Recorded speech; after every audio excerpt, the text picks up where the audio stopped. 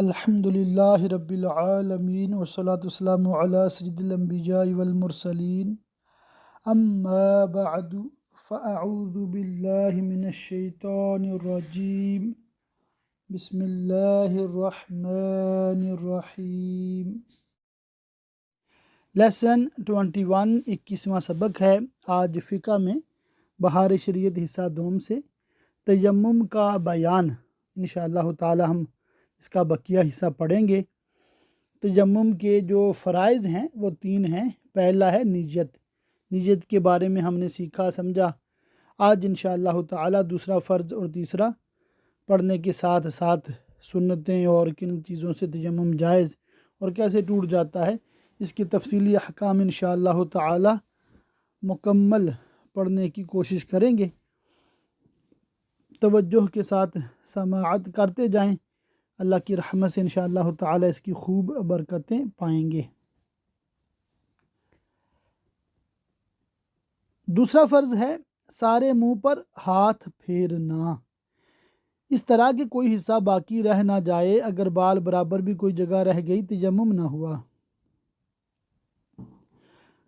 داڑھی اور مونچھوں اور بھووں کے بالوں پر ہاتھ پھر جانا ضروری ہے۔ منہ کہاں سے کہاں تک ہے اس کو ہم نے وضو میں بیان کر دیا۔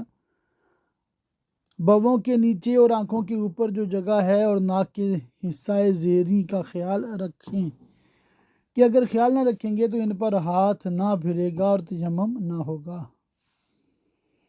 عورت ناک میں پھول پہنے ہو تو نکال لے، ورنہ پھول کی جگہ باقی رہ جائے گی۔ اور نتھ پہنے ہو جب بھی خیال رکھے کہ نتھ کی جگہ سے کوئی جگہ باقی تو نہیں رہی۔ نتنوں کے اندر مسح کرنا کچھ درکار نہیں، ان کے ناک کے جو سوراخ ہے نا ان کے اندر کا مسح ضروری نہیں ہے۔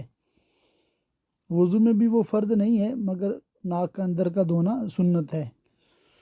ہونٹ کا وہ حصہ جو عادتاً منہ بند ہونے کی حالت میں دکھائی دیتا ہے، اس پر بھی مسح ہو جانا ضروری ہے۔ تو اگر کسی نے ہاتھ پھیرتے وقت ہونٹوں کو زور سے دبا لیا کہ کچھ حصہ باقی رہ گیا تیمم نہ ہوا۔ یوں ہی اگر زور سے آنکھیں بند کر لیں جب بھی تیمم نہ ہوگا۔ مونچھ کے بال اتنے بڑھ گئے کہ ہونٹ چھپ گیا تو ان بالوں کو اٹھا کر ہونٹ پر ہاتھ پھیرے۔ بالوں پر ہاتھ پھیرنا کافی نہیں۔ تیسرا فرض ہے دونوں ہاتھ کا کوہنیوں سمیت مسح کرنا۔ یہاں پر عام طور پہ ہاتھ لکھا ہوتا ہے نا فقہ کی کتابوں میں، تو مراد وہی بازو جسے ہم اردو میں کہتے ہیں نا بازو، وہ ہے۔ اس میں بھی یہ خیال رہے کہ ذرہ برابر باقی نہ رہے ورنہ تیمم نہ ہوگا۔ انگوٹھی چھلے پہنے ہو تو انہیں اتار کر ان کے نیچے ہاتھ پھیرنا فرض ہے۔ عورتوں کو اس میں بہت احتیاط کی ضرورت ہے۔ کنگن چوڑیاں جتنے زیور ہاتھ میں پہنے ہو سب کو ہٹا کر یا اتار کر جلد کے ہر حصہ پر ہاتھ پہنچائے۔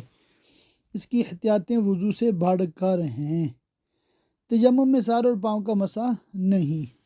مسئلہ نمبر 60، ایک ہی مرتبہ ہاتھ مار کر منہ اور ہاتھوں پر مسح کر لیا تیمم نہ ہوا۔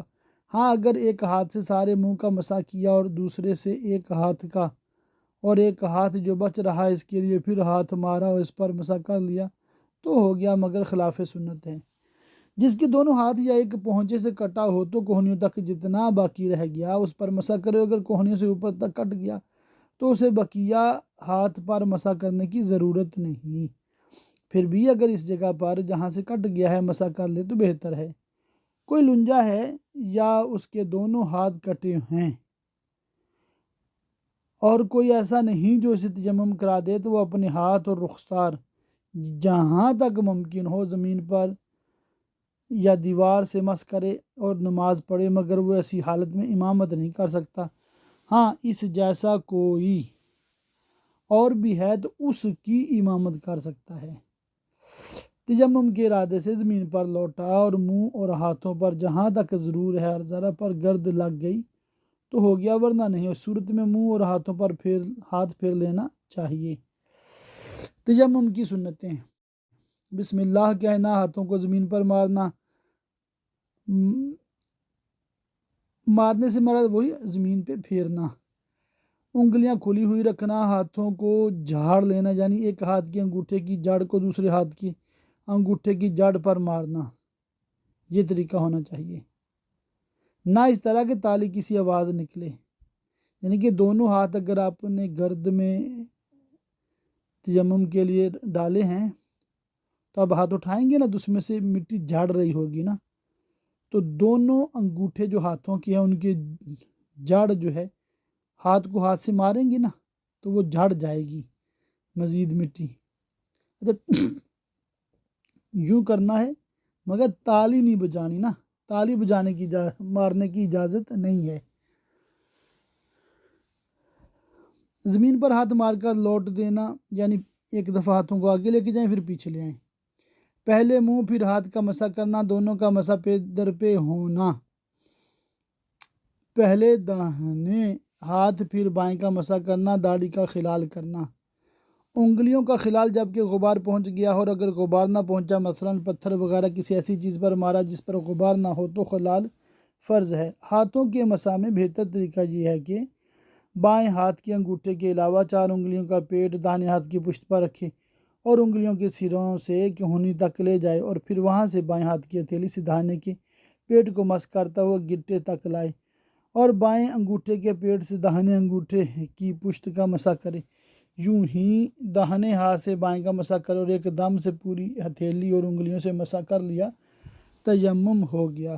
خواہ کہونی سے انگلیوں کی طرف لایا یا انگلیوں سے کہونی کی طرف لے گیا مگر پہلی صورت میں خلاف سنت ہوا۔ اگر مسح کرنے میں صرف 3 انگلیاں کام میں لایا جب بھی ہو گیا اور اگر 1 یا 2 سے مسح کیا تیمم نہ ہوا، اگرچہ تمام عضو پر ان کو پھیر لیا ہو۔ تیمم ہوتے ہوئے دوبارہ تیمم نہ کرے، خلال کے لیے ہاتھ مارنا ضروری نہیں۔ کس چیز سے تیمم جائز ہے اور کس سے نہیں؟ تیمم اسی چیز سے ہو سکتا ہے جو جنس زمین سے ہو، اور جو چیز زمین کی جنس سے نہیں اسے تیمم جائز نہیں۔ جس مٹی سے تیمم کیا جائے اس کا پاک ہونا ضروری ہے، یعنی نہ اس پر کسی نجاست کا اثر ہو نہ یہ ہو کہ محض خشک ہونے سے اثر نجاست جاتا رہا ہو۔ جس چیز پر نجاست گری اور سوکھ گئی اسے تیمم نہیں کر سکتے اگرچہ نجاست کا اثر باقی نہ ہو، البتہ نماز اس پر پڑھ سکتے ہیں۔ یہ وہم کہ کبھی نجس ہوئی ہوگی فضول ہے، اس کا اعتبار نہیں۔ جو چیز آگ سے جل کر نہ راکھ ہوتی ہے نہ پگھلتی ہے نہ نرم ہوتی ہے وہ زمین کی جنس سے ہے، اس سے تیمم جائز ہے۔ ریتا، چونا، سرما، ہرتال، گندھک، مردہ سنگ، گیرو، پتھر، زبرجد، فیروزہ، کیک، زمرد وغیرہ جواہر سے تیمم جائز ہے اگرچہ ان پر غبار نہ ہو۔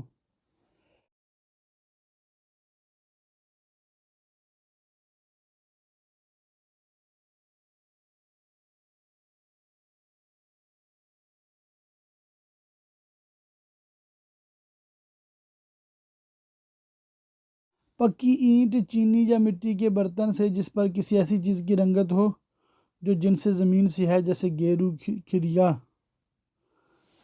گیرو اور کھریا کے بارے میں لکھا، ایک قسم کی لال مٹی، ایک قسم کی سفید مٹی،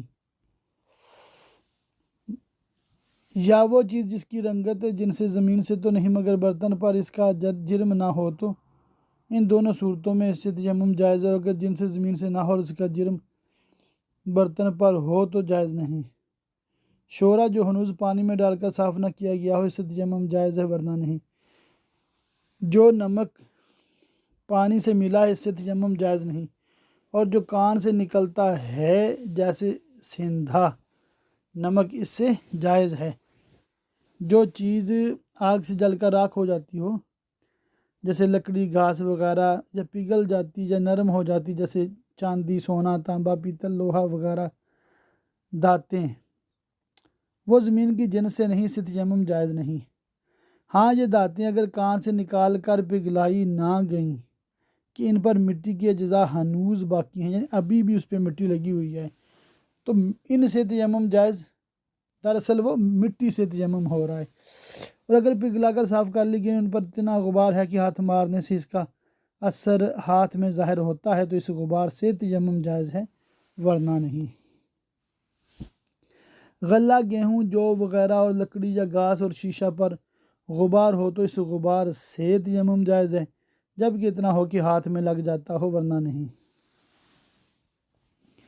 مشک و عنبر، کافور، لوبان سے تیمم جائز نہیں، موتی اور سیپ اور گھونگے سے تیمم جائز نہیں، اگرچہ پسے ہوں، اور ان چیزوں کے چونے سے بھی ناجائز۔ راکھ اور سونے چاندی فولاد وغیرہ کی کشتوں سے بھی جائز نہیں۔ زمین یا پتھر جل کر سیاہ ہو جائے، اسے تیمم جائز ہے۔ یوں ہی اگر پتھر جل کر راکھ ہو جائے، اس سے بھی تیمم جائز ہے۔ اگر خاک میں راکھ مل جائے اور خاک زیادہ ہو تو تیمم جائز ہے، ورنہ نہیں۔ زرد، سرخ، سبز، سیاہ رنگ کی مٹی سے تیمم جائز ہے، مگر جب رنگ چھوٹ کر ہاتھ منہ کو رنگین کر دے تو بغیر ضرورت شدیدہ اس سے تیمم کرنا جائز نہیں، اور کر لیا تو ہو گیا۔ بھیگی مٹی سے تیمم جائز ہے، جبکہ مٹی غالب ہو۔ مسافر کا ایسی جگہ گزر ہوا کہ سب طرف کیچڑ ہی کیچڑ ہے اور پانی نہیں پاتا کہ وضو یا غسل کرے، اور کپڑے میں بھی غبار نہیں، تو اسے چاہیے کہ کپڑا کیچڑ میں سان کر سکھا لے اور اسے تیمم کرے، اور اگر وقت جاتا ہو تو مجبوری کو کیچڑ ہی سے تیمم کر لے، جبکہ مٹی غالب ہو۔ گدے اور دری وغیرہ میں غبار ہے تو اسے تیمم کر سکتا ہے، اگرچہ وہاں مٹی موجود ہو، ہاں جبکہ غبار اتنا ہو کہ ہاتھ پھیرنے سے انگلیوں کا نشان بن جائے۔ نجس کپڑے میں غبار ہو، اسے تیمم جائز نہیں، ہاں اگر اس کے سوکھنے کے بعد غبار پڑا تو جائز ہے۔ مکان بنانے یا گرانے میں یا کسی اور صورت سے منہ اور ہاتھوں پر گرد پڑی اور تیمم کی نیت سے منہ اور ہاتھوں پر مسح کر لیا، تیمم ہو گیا۔ گچ کی دیوار پر تیمم جائز ہے، مصنوعی مردہ سنگ سے تیمم جائز نہیں، مونگے یا اس کی راکھ سے تیمم جائز نہیں۔ نیچے لکھا ہے مرجان یا مونگے سے تیمم کرنے کے بارے میں تفصیلی معلومات کے لیے فتاوی رضویہ جلد نمبر 3 صفحہ نمبر 684 تا 688 ملاحظہ فرمائیے۔ جس جگہ سے ایک نے تیمم کیا دوسرا بھی کر سکتا ہے، یہ جو مشہور ہے کہ مسجد کی دیوار یا زمین سے تیمم ناجائز یا مکروہ ہے، یہ غلط بات ہے۔ مطلب کہ مسجد کی دیوار سے بھی تیمم ہو سکتا ہے اور زمین سے بھی ہو سکتا ہے۔ تیمم کے لیے ہاتھ زمین پر مارا اور مسح سے پہلے ہی تیمم ٹوٹنے کا کوئی سبب پایا گیا تو اسے تیمم نہیں کر سکتا۔ آگے سوال کا جواب بھی آ گیا، بھی تیمم کن چیزوں سے ٹوٹتا ہے؟ جن چیزوں سے وضو ٹوٹتا ہے یا غسل واجب ہوتا ہے، ان سے تیمم بھی جاتا رہے گا، اور علاوہ ان کے پانی پر قادر ہونے سے بھی تیمم ٹوٹ جائے گا۔ مریض نے غسل کا تیمم کیا تھا اور اب اتنا تندرست ہو گیا کہ غسل سے ضرر نہ پہنچے گا، تیمم جاتا رہا۔ کسی نے غسل اور وضو دونوں کے لیے ایک ہی تیمم کر لیا تھا، پھر وضو توڑنے والی کوئی چیز پائی گئی یا اتنا پانی پایا کہ جس سے صرف وضو کر سکتا ہے، یا بیمار تھا اور اب اتنا تندرست ہو گیا کہ وضو نقصان نہ کرے گا اور غسل سے ضرر ہوگا، تو صرف وضو کے حق میں تیمم جاتا رہا، غسل کے حق میں باقی ہے۔ غسل کے حق میں تیمم باقی ہے، اس کا کیا مطلب؟ اس کا مطلب یہ ہے کہ جیسے کوئی جنبی تھا نا، غسل اس پہ فرض تھا، تو اس نے تیمم کر لیا، اب اس کا وضو تو نہیں ہے مگر غسل اس کا باقی ہے۔ اس کا مطلب یہ ہے کہ وہ مسجد میں جا سکتا ہے، اس کا جو ہے وہ بے غسلہ نہیں وہ کہلائے گا، کیونکہ اس کے غسل کا تیمم باقی ہے۔ ہاں نماز نہیں پڑھے گا، ظاہر وضو ضروری ہے نماز کے لیے، صرف غسل ہونا کافی نہیں ہے۔ یہاں غسل سے مراد وہ جنابت کا غسل مراد ہے، اور رہی بات جو ایکچولی غسل کرتے ہیں، اس میں جب غسل کرتے ہیں نا پانی سے، تو جب غسل مکمل ہوتا ہے تو وضو بھی ہو جاتا ہے ساتھ ہی، جبکہ وضو توڑنے والا عمل نہ پایا گیا ہو۔ اچھا جی، جس حالت میں تیمم ناجائز تھا اگر وہ بعد تیمم پائی گئی تیمم ٹوٹ گیا، جیسے تیمم والے کا ایسی جگہ گزر ہوا کہ وہاں سے 1 میل کے اندر پانی ہے تو تیمم جاتا رہا، یہ ضرور نہیں کہ پانی کے پاس ہی پہنچ جائے، یعنی کہ 1 میل کے اندر چلا گیا، اب پتہ ہے یا کسی نے بتایا ہے کہ اب یہاں سے آگے جو پانی ہے نا وہ 1 میل سے کم فاصلے پہ ہے، اس کا ابھی وضو ٹوٹ گیا، تیمم ٹوٹ گیا، مطلب ایسا نہیں ہے کہ پانی کے پاس پہنچے گا تو تیمم ٹوٹے گا، اتنا پانی ملا کہ وضو کے لیے کافی نہیں ہے، یعنی 1 مرتبہ منہ اور ایک مرتبہ دونوں ہاتھ پاؤں نہیں دھو سکتا تو وضو کا تیمم نہیں ٹوٹا، اور اگر ایک مرتبہ دھو سکتا ہے تو جاتا رہا، یوں ہی غسل کے تیمم کرنے والے کو اتنا پانی ملا جس سے غسل نہیں ہو سکتا، تیمم نہیں گیا۔ ایسی جگہ گزرا کہ وہاں سے پانی قریب ہے مگر پانی کے پاس شیر یا سانپ یا دشمن ہے جس سے جان یا مال یا آبرو کا صحیح اندیشہ ہے، یا قافلہ انتظار نہ کرے گا اور نظروں سے غائب ہو جائے گا، یا سواری سے اتر نہیں سکتا جیسے ریل یا گھوڑا کہ اس کے روکے نہیں رکتا، یا گھوڑا ایسا ہے کہ اترنے تو دے گا مگر پھر چڑھنے نہ دے گا، یا یہ اتنا کمزور ہے کہ پھر چڑھ نہ سکے گا، یا کنویں میں پانی ہے اور اس کے پاس ڈول رسی نہیں، تو ان سب صورتوں میں تیمم نہیں ٹوٹا۔ پانی کے پاس سے سوتا ہوا گزرا، تیمم نہیں ٹوٹا۔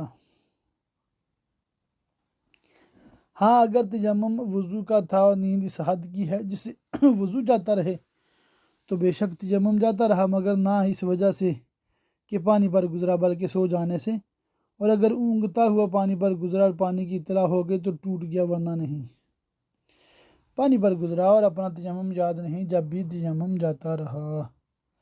اچھا یہ مثال پڑھتے ہیں نا، وہ پڑھتے ہیں تو ایسے چکر آ رہے ہیں نا، تھوڑے تھوڑے ہلکے ہلکے چکر کہ بھی وہ اچھا اس کو یاد رکھنا، اس کو کیسے یاد رکھوں، یاد کیسے ہوگا یہ، تو دیکھیں یہ چیزیں ہیں پریکٹیکل، جن کا واسطہ پڑتا ہے نا ان سے ان کو نہیں بولتی، اور جن کو کبھی تیمم کرنے کی نوبت ہی نہیں آئی، زندگی میں ایک بار بھی تیمم سے ایک نماز بھی نہیں پڑھی، تو ان کو یہ مسائل بالکل سر کے اوپر سے ہی گزریں گے، وہ گزرنے بھی چاہیے، سمجھے بات کو، تو اس میں کوئی گھبرانے کی ضرورت نہیں ہے۔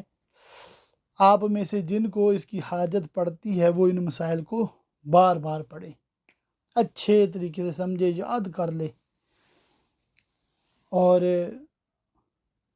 سمجھ لے، جہاں سے نہ سمجھ آئے پوچھ لے، تاکہ جو درست طریقہ ہے، اسلامی طریقہ ہے تیمم کا، اس کے مطابق ہو سکے۔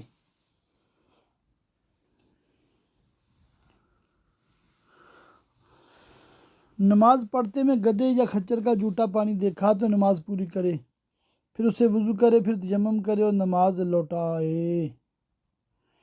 نماز پڑھتا تھا اور دور سے ریتا چمکتا ہوا دکھائی دیا، یا اسے پانی سمجھ کر ایک قدم بھی چلا، پھر معلوم ہوا ریتا ہے، نماز فاسد ہوگی مگر تیمم نہ گیا۔ چند شخص تیمم کیے ہوئے تھے، کسی نے ان کے پاس ایک وضو کے لائق پانی لا کر کہا جس کا جی چاہے اسے وضو کر لے، سب کا تیمم جاتا رہے گا، اور اگر وہ سب نماز میں تھے تو نماز بھی سب کی گئی، اور اگر یہ کہا کہ تم سب اس سے وضو کر لو تو کسی کا بھی تیمم نہ ٹوٹے گا، یوں ہی اگر یہ کہا کہ میں نے تم سب کو اس پانی کا مالک کیا جب بھی تیمم نہ گیا، وجہ کہ پانی ہے ہی ایک کے وضو کے لائق، تو سارے تو نہیں کر سکیں گے نا،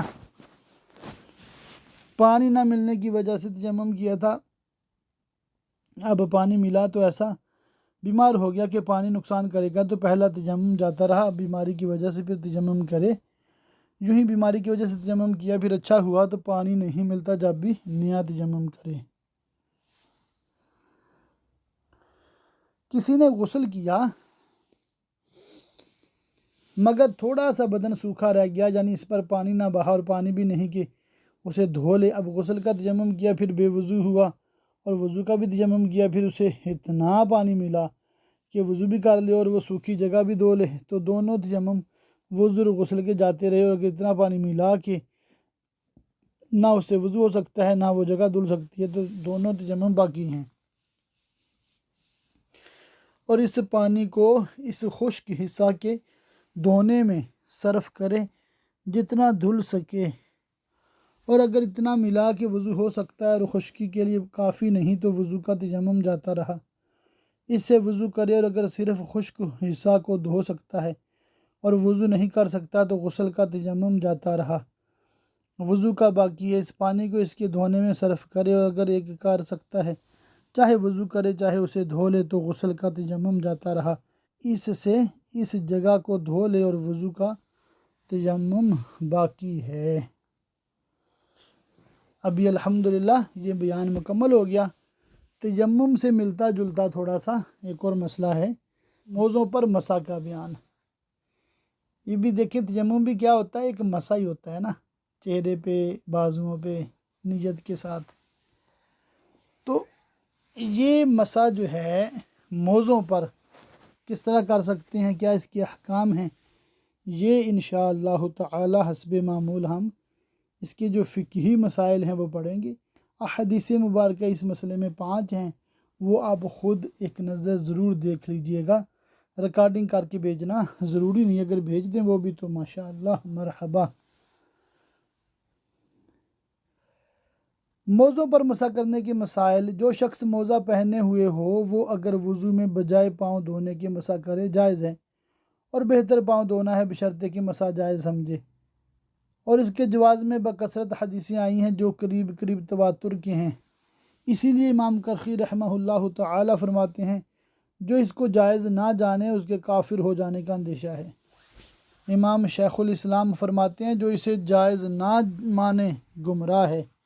امام اعظم، ہمارے امام اعظم رضی اللہ تعالیٰ عنہ سے اہل سنت و جماعت کی علامت دریافت کی گئی، فرمایا تفضیل الشیخین و حب الختنین و مسح الخفین، یعنی حضرت امیر المومنین ابوبکر صدیق و امیر المومنین فاروق اعظم رضی اللہ تعالیٰ عنہما کو تمام صحابہ سے بزرگ جاننا، اور امیر المومنین عثمان غنی و امیر المومنین علی مرتضیٰ رضی اللہ تعالیٰ عنہما سے محبت رکھنا، اور موزوں پر مسح کرنا۔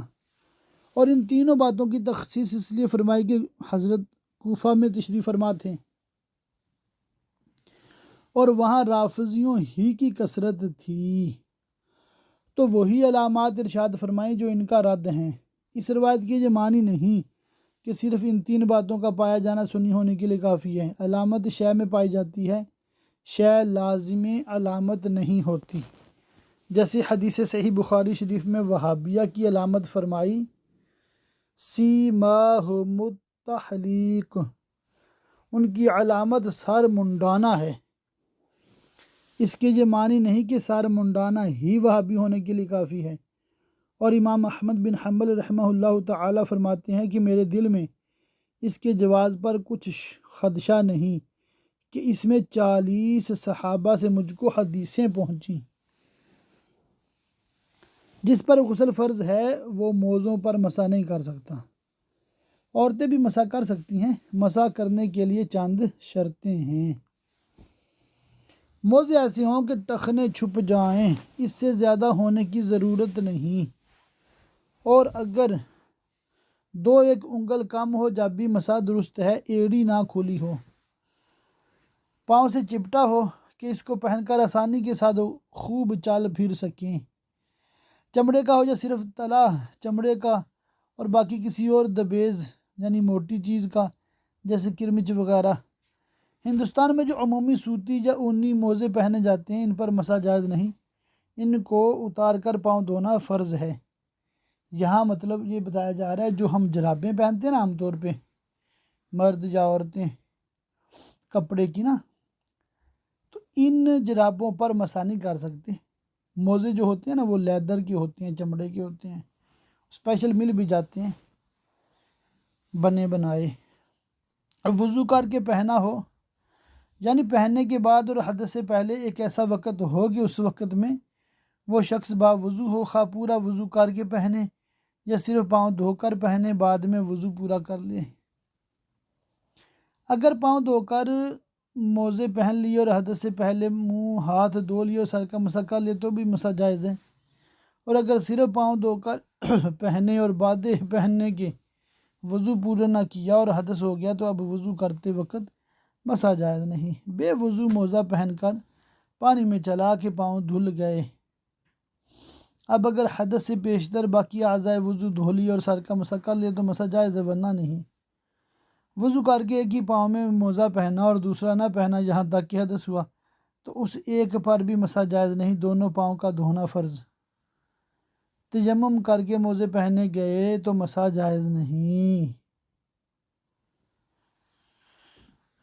معذور کو صرف اس ایک وقت کے اندر مسح جائز ہے جس وقت میں پہنا ہو، ہاں اگر پہننے کے بعد اور حدث سے پہلے ادھر جاتا رہا تو اس کے لیے وہ مدت ہے جو تندرست کے لیے ہے۔ نہ حالت جنابت میں پہنا نہ بعد پہننے کے جنب ہوا ہو۔ جنوب نے جنابت کا تیمم کیا اور وضو کر کے موزہ پہنا تو مسح کر سکتا ہے، مگر جب جنابت کا تیمم جاتا رہا تو اب مسح جائز نہیں۔ جنوب نے غسل کیا مگر تھوڑا سا بدن خشک رہ گیا اور موزے پہن لیے اور قبل حدث کے اس جگہ کو دھو ڈالا تو مسح جائز ہے، اور اگر وہ جگہ اعضائے وضو میں دھونے سے رہ گئی تھی اور قبل دھونے کی حدث ہوا تو مسح جائز نہیں۔ مدت کے اندر اور اس کی مدت مقیم کے لیے ایک دن رات ہے اور مسافر کے واسطے 3 دن اور 3 راتیں، یعنی کہ جب آپ گھر میں ہیں تو 24 آور آپ مسح کر سکتے ہیں، اس کے درمیان جتنی بھی نمازیں آئیں، اور اگر باہر ہیں کام پہ ہیں تو اس میں پھر آپ کو باہر کام سے مراد جب مسافر ہیں، شرعی طور پہ آپ مسافر ہیں، جب نماز قصر کرنا آپ پہ ضروری ہوتا ہے تو اس وقت موزوں پر مسح کی مدت کی جو ہے مقدار بڑھ جاتی ہے۔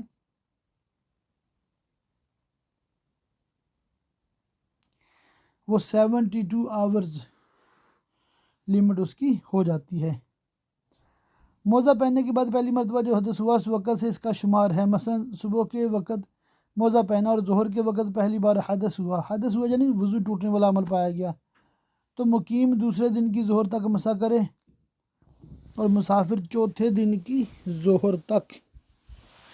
مقیم کو ایک دن رات پورا نہ ہوا تھا کہ سفر کیا تو اب ابتدائی حدث سے 3 دن 3 راتوں تک مسح کر سکتا ہے، اور مسافر نے اقامت کی نیت کر لی تو اگر ایک دن رات پورا کر چکا ہے مسح جاتا رہا اور پاؤں دھونا فرض ہو گیا اور نماز میں تھا تو نماز جاتی رہی، اور اگر 24 گھنٹے پورے نہ ہوئے تو جتنا باقی ہے پورا کر لے۔ کوئی موزہ پاؤں کی چھوٹی 3 انگلیوں کے برابر پھٹا نہ ہو، یعنی چلنے میں 3 انگل بدن ظاہر نہ ہوتا ہو، اور اگر 3 انگل پھٹا ہو اور بدن 3 انگل سے کم دکھائی دیتا ہے تو مسح جائز ہے، اور اگر دونوں 3 انگل سے کم پھٹے اور مجموعہ 3 انگل سے زیادہ ہے تو بھی مسح ہو سکتا ہے۔ سلائی کھل جائے جب بھی یہی حکم ہے کہ ہر ایک میں 3 انگل سے کم ہے تو جائز ورنہ نہیں۔ موزہ پھٹ گیا یا سیون کھل گئی یعنی سلائی کھل گئی اور ویسے پہنے رہنے کی حالت میں 3 انگل پاؤں ظاہر نہیں ہوتا مگر چلنے میں 3 انگل دکھائی دے تو اس پر مسح جائز نہیں۔ ایسی جگہ پھٹا یا سیون سلائی کھلی کہ انگلیاں خود دکھائی دیں تو چھوٹی بڑی کا اعتبار نہیں بلکہ 3 انگلیاں ظاہر ہوں۔ ایک موزہ چند جگہ کم سے کم اتنا پھٹ گیا ہو کہ اس میں سوتالی جا سکے اور ان سب کا مجموعہ 3 انگل سے کم ہے تو مسح جائز ہے ورنہ نہیں۔ ٹخنے سے اوپر کتنا ہی پھٹا ہو اس کا اعتبار نہیں۔ تو یہاں پر انشاءاللہ تعالی ہم آج کی سبق کا اختتام کرتے ہیں، اور مسح کیسے ہوگا، مسح کن چیزوں سے ٹوٹتا ہے، اس کے تفصیلی احکام انشاءاللہ تعالی اللہ کی رحمت سے ہم آگے پڑھیں گے۔ اللہ تعالیٰ کی پاک بارگاہ میں دعا ہے اللہ پاک ہمیں دنیا اور آخرت کی بلائیاں عطا فرمائے، آمین بجاہ النبی الامین وصلی اللہ تعالی علیہ وآلہ وصحبہ وبارک وسلم۔